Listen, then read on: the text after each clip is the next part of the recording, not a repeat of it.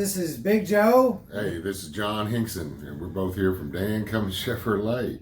What we want to talk about today, Joe?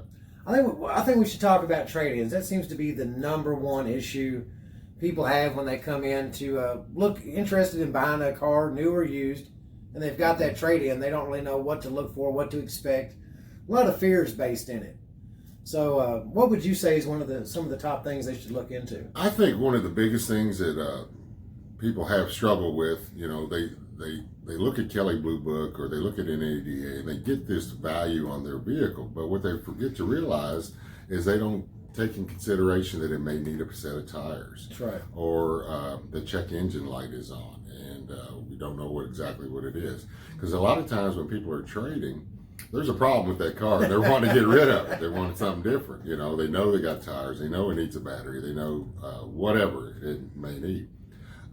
Another big thing I think is when you do bring your car, you got to realize that you are selling your car. That's right. So it needs to be clean, vacuumed out, cleaned up, make it look presentable because we are buying your vehicle and, nobody wants to buy it. We try not to bring up a dirty car. Sometimes it happens, but we don't intentionally. Well, and, you've been doing this for a couple months. What kind of things have you noticed on those similar situations? Well, do a little bit of research into your car if you're not the first time owner of it. Let's take a look at your Carfax. Come in, do a little bit of research on your own vehicle. Because when you come in to buy one from us, you're going to want to know everything about it. Right. So do the same thing on yours. That way you can come in and say, hey, look, this is what I know is wrong with the car. Because we're going to be looking at your engine, we're going to be looking at your tires, we're going to be looking underneath of it. And it's not for us, it's for the next person that comes in to buy it. Because that's really when somebody comes in and says they want to trade in their vehicle, Mm-hmm. we have to look at your vehicle saying, well, we've got to resell it.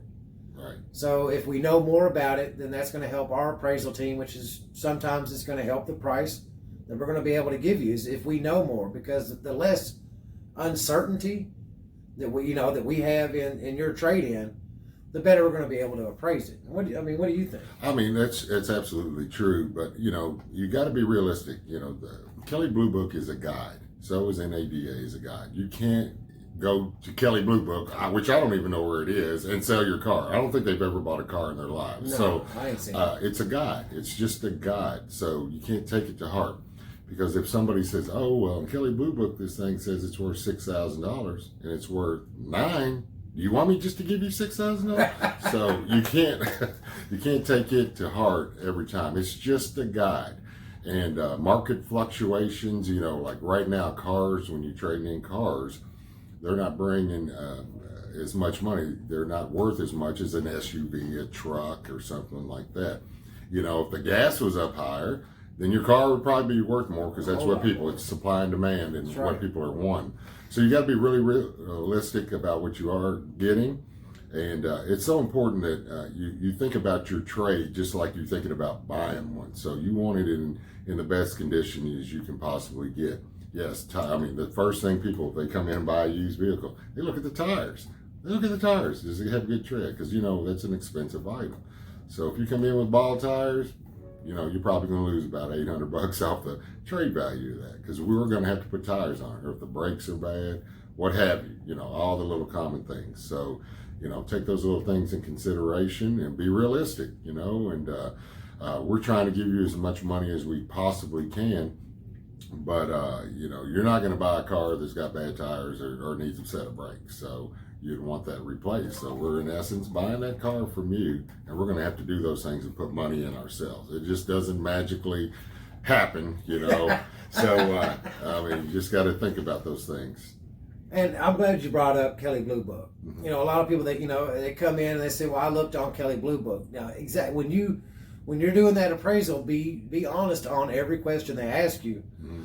but don't look at the retail sale. A lot of people that come in, I get it. Everybody wants to look at that higher number, but you've got to look at that trade-in value.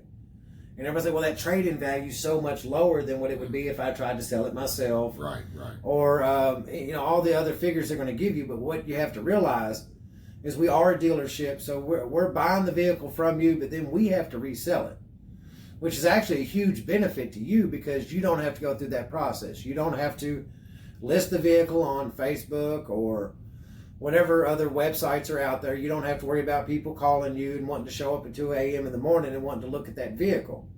Then they're going to pick it apart and they're going to try to beat you down. Let us take care of that for you. Right, that's a good point. You know, let it just when you're going through Kelley Blue Book, you're looking at NADA, you're looking at fair market value. If you're online and you're looking, well, my 2014 Chevy Malibu is selling for this over here. Yeah, that's what it's selling for. That doesn't necessarily mean that's what you're going to get for it, because that's not what they gave for it. Right, because it's changing hands again. You know, it's now it's another owner. You know, it's sold again. So every time it's sold, the value goes down a little bit on it too. So like I said, like he was saying, you know, just be realistic about it. Look at the low end of the number and probably think it's going to be closer to that.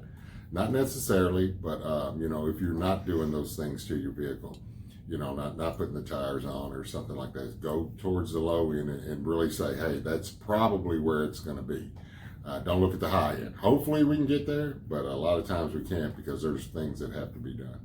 Joe, man, I think this is this has been great. Good information that we can give people. We're here to help you. You know, we're not just selling cars. We want to help you guys. You know, and you can reach me at 859-707-8618, or go to my website www.sellingcarsforacon.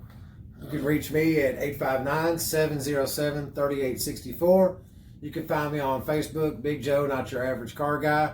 You can find both of us on Facebook at Selling Cars for a Cause. Yes. A great foundation. By coming in and seeing me or John or Erica Napier or Brandy Downs, we're a foundation here.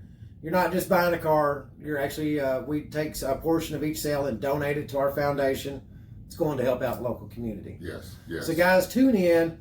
We're going to try to do this every week. We're not motivational, we're informational. We want to empower you. We want to inform you on what the car buying experience is, what to expect. We want you to feel more comfortable and more empowered when you come in to see us. So guys, it's been great. Thank you. John, thank you. All right. Y'all have a great day.